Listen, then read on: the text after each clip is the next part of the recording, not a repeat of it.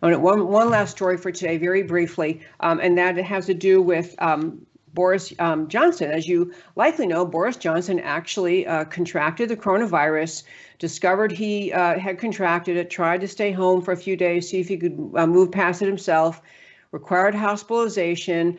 So he was in the hospital in the UK, in intensive care, back out of intensive care, and now he's home. He's taking a few more days to, make sure everything's back on track.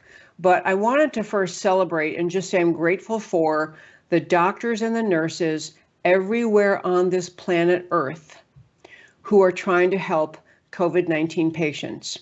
Boris Johnson, very eloquent, emotional thank you he gave for the people who cared for him in the UK's healthcare system. In America, you have all sorts of tremendously sweet stories about people in neighborhoods living near hospitals, opening their windows and yelling out as the shifts are changing, just clapping for the nurses and doctors.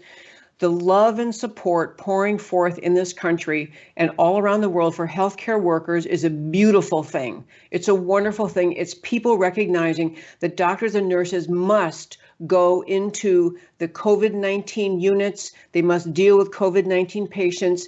And it is and everyone is suffering from and learning to deal with this relatively new crisis on the healthcare front in this country. So want to mention Boris Johnson. This is great. He's back. But in addition to Boris Johnson being out, I also want to mention that these statistics come out all the time about the coronavirus and recovery. And I want to mention them again because all you ever see in the headlines, because the Democrat media mob is dedicated to making this crisis as alarming, as fear-inducing, and as long-term as they possibly can because they see it hurts President Trump. You rarely see headlines that say, for example, some number of people died from coronavirus, but X number recovered. You rarely see that. You have to fight to find that kind of data because the media trying to alarm people announces numbers of deaths, never in the context of, compared with deaths from flu every season or deaths from the flu this year or other deaths. It is all, in fact, the people who are dedicated to making this virus last and the danger last as long as possible have actually become mocking and ridiculing of anyone who tries to make any kind of comparison, any kind of assessment about where we are in this virus. So I want to share some other numbers. So we had Boris Johnson, yay, he's back and healthy. We had the low number, and Johns Hopkins reports that there are 300,000 people in the world who have recovered from COVID-19. 300,000 have recovered. Different numbers from Wikipedia, but Wikipedia is claiming to have more updated numbers. In this entire world, we have 1.9 million cases. The Wikipedia number is 467,000 recovered. So Johns Hopkins is saying we know of at least 300,000 recovered, and Wikipedia is saying actually it's more like 467,000 recovered and 123,000 deaths. So far more recovered than died. Far more recovered than died. Many people going in to get testing because they want to know if they have the virus are being told, actually, you have the virus antibody, meaning you already had it. And the symptoms were so light, it just wasn't a big problem for you that you got through what you probably thought was a bad cold or flu, and you've already had COVID-19.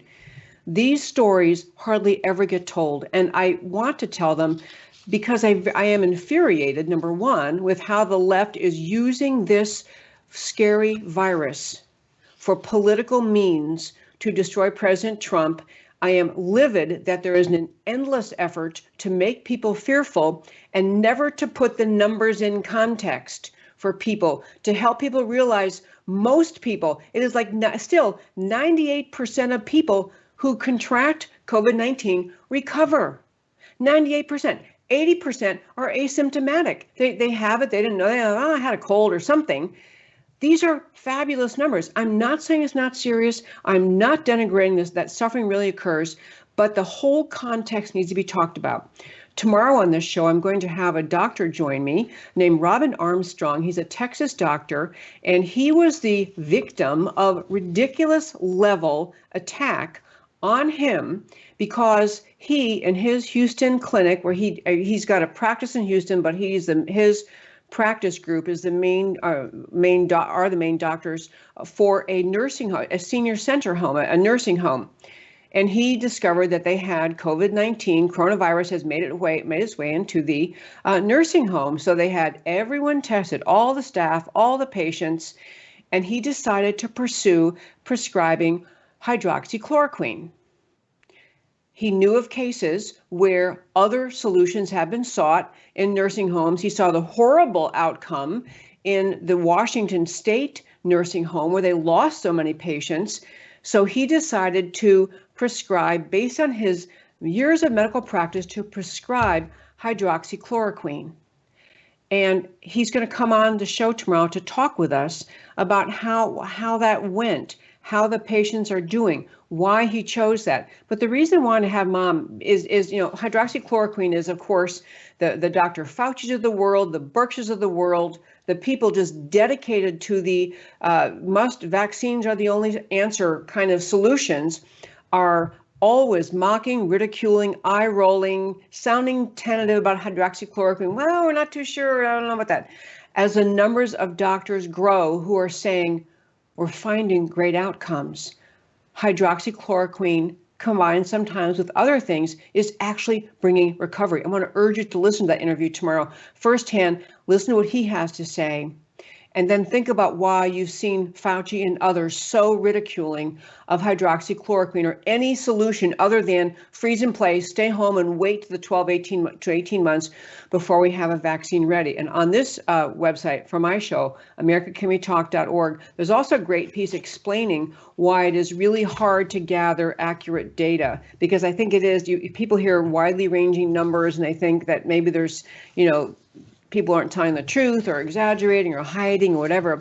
It is hard to gather data, but there are data, overwhelming data, to show the vast majority of people recover from this virus, vast majority, and that there are in this world already, Wikipedia's number, over 300,000 people. No, Johns Hopkins number, over 300,000. Wikipedia's over 467,000 recovered. Point being, people are recovering from this.